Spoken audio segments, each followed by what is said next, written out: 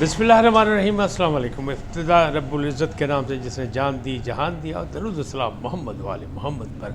Iron के साथ नासिर नकवी हाजिर खिदमत है। नाज़रीन, 9 मई ज़िंदा और फंदा नहीं फंदे तैयार। फैज़ हमीद के ट्रायल के इंकशाफात बड़े हैरान कुन तहलका खेज़ हैं। हुकूमत PTI मुज़ाकरात आगाज़ हो गया या होने वाला है, और फैसल वाडा का मिशन क्या है, हुकूमती बुकरात की फुलझड़ी, इन तमाम बातों से आपको आगाह करूंगा। लेकिन पहले आपसे गुजारिश, INN को सब्सक्राइब करें, लाइक करें और घंटी का बटन दबाना ना भूलें, बल्कि अपनी कीमती राय का इजहार भी अपनी शख्सियत के मुताबिक करें। जी नाज़रीन, पहली बात, हुकूमती बुकरात कौन है? नायब वज़ीर आज़म इसहाक डार साहब। और आपको पता है वो मुस्लिम लीग नून की हुकूमत जब भी आई तो बड़े अहम रहे और उनका बड़ा अहम मकाम है। लेकिन उन्होंने कल जो अपना फुलझड़ी छोड़ी है वो ये छोड़ी है कि जनाब आप मैंडेट मांग रहे हैं तो ठीक है, अगर 2024 का मैंडेट मांग रहे हैं तो पहले 2018 का मैंडेट हमें दें, हम अपनी मुद्दत पूरी करें, फिर आपको भी दे देंगे। इसका क्या मतलब है? इसका मतलब लोग हंस रहे हैं, कह रहे हैं कि ये क्या है, नादान दोस्त और नादान बुकरात साहब ने क्या कह दिया कि यानी 2024 का मैंडेट उनको चोरी में मिला है, यानी उनको मैंडेट नहीं था तो उनको हुकूमत मिल गई। एक किस्म का उन्होंने मान लिया, तस्लीम कर लिया। हालांकि उन्हें अपनी तरफ से बड़ी मासूमियत में ये बात कही है, जो कि रिज़ल्ट उसका कुछ और है। इसलिए मैं कहता हूँ कि नादान दोस्त हर तरफ होते हैं। तो जनाब, ये मुस्लिम लीग नून के बुकरात जो हैं, इस वक्त जो फुलझड़ी ने छोड़ी है वो नादानी में छोड़ी है और उस पर लोग मजाक बना रहे हैं। बल्कि सोशल मीडिया पे बड़ा चल रहा है कि ठीक है जी, तुम हमारा मैंडेट वापस दे दो, हम तुम्हारा मैंडेट वापस दे देते हैं। तो ये क्या है? ये ऐसा नहीं होता, कभी भी ऐसा नहीं होता, और ये बात गलत है, क्योंकि फिर आइंदा भी लोग इसी तरह कहेंगे कि इस दफ़ा भी मैंडेट चोरी हुआ, जैसे पैसे हुआ था, 18 में हुआ, 24 में हुआ, अगले इलेक्शन में भी ये बातें हो सकती हैं, कभी भी हो सकती हैं। हमारे इलेक्शन पे हमेशा मुतनाज़र है, जो जीतते हैं वो मानते हैं कि हम जीते हुए हैं, जो हारते हैं वो हार मानते नहीं हैं। तो ये मामला चलते रहते हैं, तो ऐसा नहीं है। अब असल बात जो है वो क्या है कि फैसल वाडा कमीशन क्या है, क्योंकि उन्होंने नया मुतालबा कर दिया। उन्होंने इमरान खान से पहले कहते जान छुड़ाएं बुशरा बीबी से, अब वो डायरेक्ट हो गया और डायरेक्ट उन्होंने कह दिया कि जनाब जान ऐसे छुड़ाएं कि आप तलाक दे दें बुशरा बीबी को। तो मैं हमेशा फैसल वाडा जैसों को मैं कहता हूँ ये ड्यूटीफुल हैं, ड्यूटीफुल सियासतदान भी हैं, ड्यूटीफुल जर्नलिस्ट भी मौजूद हैं, वो अपना अपना काम करते रहते हैं। तो इनको कौन सी ड्यूटी लगाई गई है, किसने लगाई है, ये क्या चाहते हैं कि अब इस हद तक आ गए कि वो कह रहे हैं खानगी मामलात में भी हमलावर हो गए, क्योंकि उनका दावा एक ही है कि इमरान खान की जान को ख़तरा है और बुशरा से ख़तरा है, लिहाजा बुशरा से उन्हें जान छुड़ा लेनी चाहिए। अब इमरान खान ये बात मानते हैं कि नहीं, क्योंकि फैसल वाडा तो पुराने उनके दोस्त हैं, ताहम इस वक्त दूरियाँ हैं, उनका पैगाम उनको कैसा लगता है और वो उसका क्या जवाब देते हैं ये तो आने वाला वक्त बताएगा। लेकिन फ़िलहाल ये है कि वो अपनी किसी ड्यूटी पे लगे हैं और अपनी ड्यूटी अंजाम दे रहे हैं, और कह रहे हैं बुशरा पाजी बुशरा बेबू ने दो तलाक, यानी पार्टी के अंदर जो फूट पड़ी वो तो है ही है। अब खान के मामलात में भी लोग फूट डालना चाहते हैं। अब ये इसको आप जायज़ करार देते हैं, नाजायज़ करार देते हैं, लेकिन फैसल वाडा साहब जो सेनेटर हैं, ड्यूटीफुल सेनेटर, और वो कह रहे हैं कि ये काम होना चाहिए। अच्छा, हुकूमत PTI मुज़ाकरात, PTI हमेशा से ये कही थी, इमरान खान समेत सारे उनके लीडर कहते थे कि ताकतवरों से बात करेंगे, ये जो हुकूमत है ये तो फार्म 47 वाली है, इससे हम बात ही नहीं करेंगे। 45 और 47 का फड्डा है, लिहाजा ये बात नहीं हो सकती, इनके पास ताकत ही नहीं है, हम ताकतवरों से करेंगे जो कोई फ़ैसला कर सके, इनके पास तो फ़ैसला करने की हिम्मत ही नहीं है, ये फ़ैसला कर ही नहीं सकता है, ये तो कठपुतली है। लेकिन अब क्या हुआ, वो जो फैज़ हमीद का फंदा नज़र आ रहा है ना, वो जो फ़र्द जुर्म आयद की गई, मैंने कल भी ये कहा था, आज भी ये कह रहा हूँ, उसके रद्द अमल में ये हुआ कि भाई कम वध गया और मुख्तारिया गल वध गई है।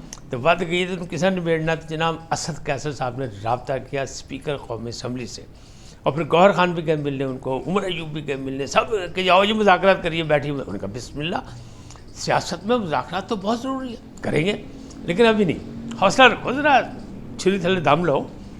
पहले ये कहते हैं हमने आपसे बात ही नहीं करनी, अब ये कह रहे हैं कि नहीं करें, जल्दी करें, आए बैठे। वो कह रहे हैं सब्र करें, क्यों?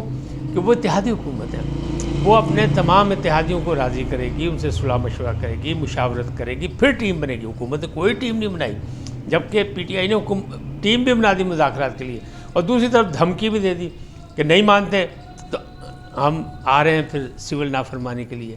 تو وہ سول نافرمانی اور دھمکی تو بعد میں ختم ہو گئی، اس لیے کہ اس وقت پی ٹی آئی کے لیڈران جتنے بھی ہیں، یہ کمیٹی بنائی ہے عمران خان صاحب نے، وہ غیر مشروط بات چیت کرنا چاہتی۔ وہ جو انہیں شرطیں رکھی تھی نا کہ مینڈیٹ واپس کرو، قیدیوں کو رہا کرو، بمیں عمران خان سب کو چھوڑو، یہ وہ سب بھول گئے۔ وہ کہنے آؤ بیٹھ کے بات کرتے ہیں، اور حکومت ان کو اب تاخیری حرف کر رہی ہے کہ نہیں ہم پہلے مشاورت کر لیں، پھر ہم ٹیم بنائیں گے، پھر بات کریں گے۔ اب وہ بات کب ہوگی یا نہیں، لیکن وہ کہہ رہے ہیں کہ نہیں جی مذاکرات شروع ہو گئے۔ اپنے لوگوں کو وہ یہی کہہ رہے ہیں کہ جناب حکومت سے اب آپ یہ سوچیں، جو طاقتوروں سے مذاکرات کرنا چاہتے ہیں تو وہ حکومت سے کیسے شروع ہو گئے؟ لیکن حکومت ابھی کوئی ٹیم نہیں بنائی، اصل حقیقت یہ ہے۔ اب بات کرتے ہیں 9 مئی زندہ ہے، اور پھندہ جو ہے نا وہ پھندہ ایک نہیں، پھندے زیادہ۔ میں نے آپ کو کہا تھا کہ فیض حمید ٹرائل میں شواہد اور ایسی چیزیں بتا گئے ہیں، انہیں بیانات میں دے دیا، یا ان کے خلاف جو وعدہ ماب گواہ ہیں وہ یہ بات کر چکے ہیں، جس سے یہ پتہ لگ رہا ہے کہ 50 شخصیات کو انہیں پھنسایا، جس میں نے کہا کہ اس میں بیوروکریسی بھی ہے، ججز بھی ہیں، ریٹائر بھی ہیں، حاضر سروس بھی ہیں، سیاستدان بھی ہیں، سب کوئی ہیں۔ تو اب ان میں سے کچھ شارٹ لسٹ کر لی، 9 افراد جو ہیں وہ پکے ہو گئے کہ پاجی آرمی ایکٹ دے تحت لمحے پالو، اور آرمی ایکٹ کی جو شک ہے 30، 31 اور 40 یہ لگے گی، اور سب سے اہم جو 31 ہے، 31 میں کام ہوگا، ان کا بھی ٹرائل ہوگا، جس میں خان اعظم خان، عمران خان نیازی بھی شامل ہے۔ اللہ رحم کرے، کیونکہ ان شکوں پہ آرٹیکل جو ہیں اگر ان پہ کارروائی ہوتی ہے تو آرمی ایکٹ کے مطابق اس کی کم از کم سزا ہے عمر قید، اور زیادہ سے زیادہ سزائے موت، یعنی پھٹا تیار ہے۔ تو پھٹا کس کے ہے؟ انہیں 9 بندوں پہ نشان لگا لیے، جن میں خان اعظم خان، عمران خان بھی شامل ہیں۔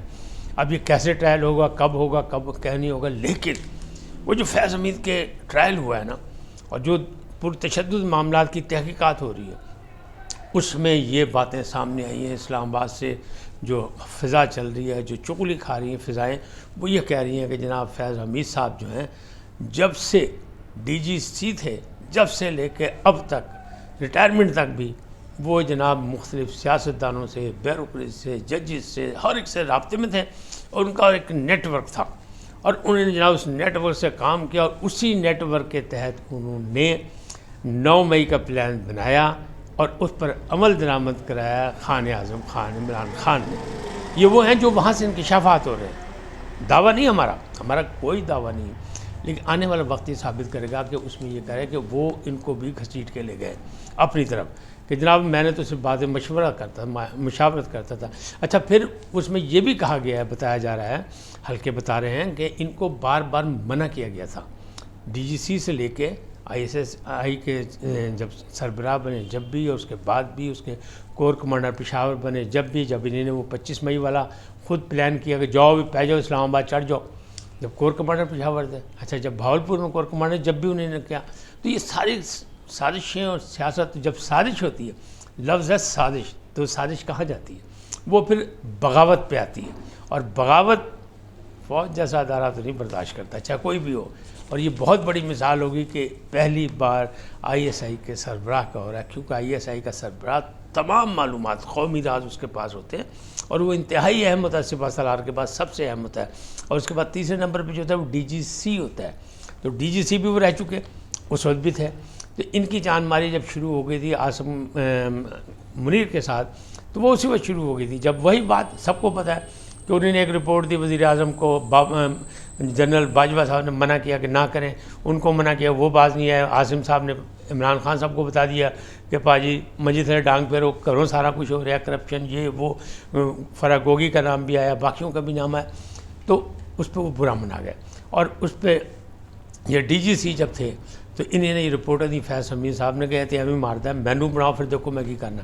پھر جب وہ D G I S I بنے تو پھر ان کے پاس سارے اختیارات تھے، تمام محکموں میں ان کے رابطے تھے، ان کا نیٹ ورک بڑا مضبوط تھا، اس میں سارے سیاستدان، ججز، ریٹائرڈ ججز، حاضر سروس ججز، بہت سے لوگ ایسے تھے جن کے اس میں نام آ رہے ہیں۔ اب وہ جو 50 افراد ہیں اس قسم کے، جن میں سول بھی ہیں، سیاسی بھی ہیں، سب ہیں لوگ، بیوروکریسی بھی ہے، تو اس میں سے 9 کا نشان لگا لیا گیا، اور ان کے خلاف بھی وہی کورٹ مارشل ہوگا، اور وہ کورٹ مارشل جو ہے وہ ایسے نہیں ہوتا، وہ باقاعدہ سازش کے خلاف ہوتا ہے۔ اس وقت اتنا ہی، پھر ملیں گے نئے موضوع کے ساتھ۔ جاتے جاتے آپ سے درخواست، آئیے ان کو سبسکرائب کریں، لائک کریں، گھنٹے کا بٹن دبائیں، نہ بھولیں اور اپنی قیمتی رائے کا اظہار کریں۔